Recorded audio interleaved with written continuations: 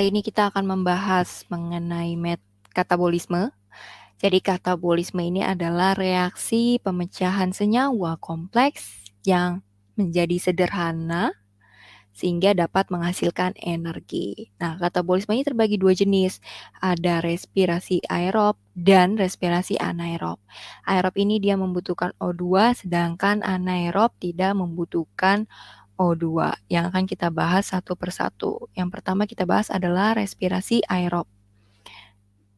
Respirasi aerob ini adalah yang membutuhkan oksigen.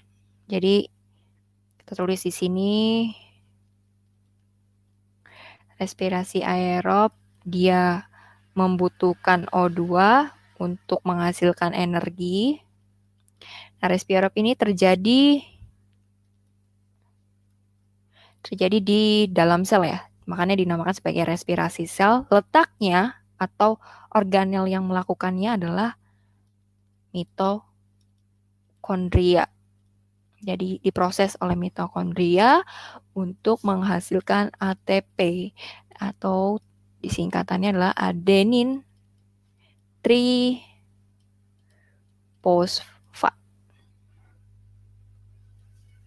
ATP singkatannya. Nah, aerob ini prosesnya secara singkat, secara reaksi kimianya adalah C6H12O6 atau glukosa, 6H2O air, lalu ditambah 6O2 menjadi 6CO2 menjadi 12H2O. Jadi C6H12O6, 6H2O ditambah 6O2 menjadi 6CO2 dan 12H2O. Nah, respirasi aerob ini disebut juga sebagai respirasi sel. Lalu yang kedua, ini adalah respirasi anaerob. Anaerob ini berarti dia tidak membutuhkan O2. Contohnya dalam respirasi anaerob ini adalah fermentasi. Nah, proses fermentasi ini dihasilkan dari anaerob.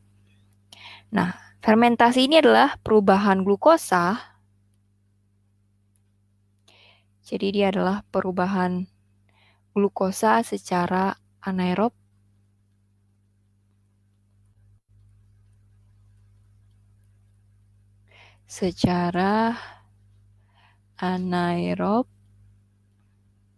yang terdiri dari atau yang meliputi proses glikolisis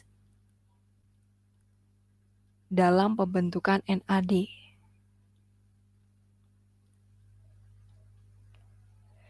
NAD. Nah, fermentasi terbagi menjadi dua. Ada fermentasi asam laktat atau kita singkat AL aja ya. Asam laktat atau AL. Lalu ada lagi fermentasi alkohol. Dan tentunya fermentasi ini menghasilkan energi yang lebih kecil.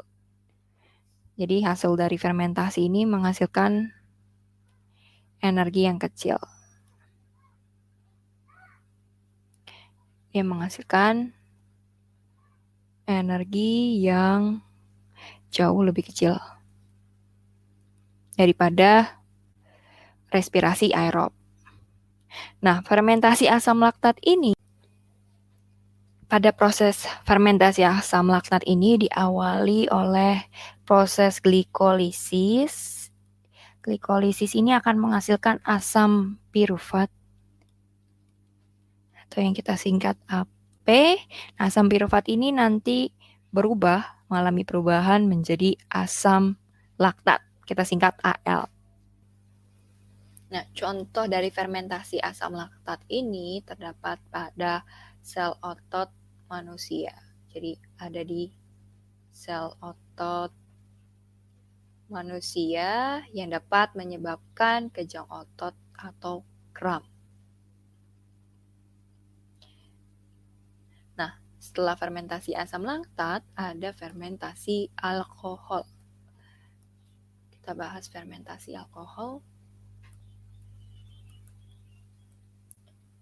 Fermentasi alkohol. Jadi fermentasi alkohol ini menghasilkan asam pirufat. Asam pirufat ini akan diubah menjadi menjadi etanol melalui dua reaksi. Nah, reaksi yang pertama ini adalah pembebasan CO2 dari asam pirufat, singkat AZAP, sehingga menghasilkan asetildehida. Lalu yang kedua, melalui reduksi asetildehida oleh NADH yang menjadi etanol. Nah, contoh dari fermentasi alkohol ini kita dapat temui biasanya pada pembuatan, contohnya pada pembuatan roti. Pembuatan roti kan menggunakan ragi ya.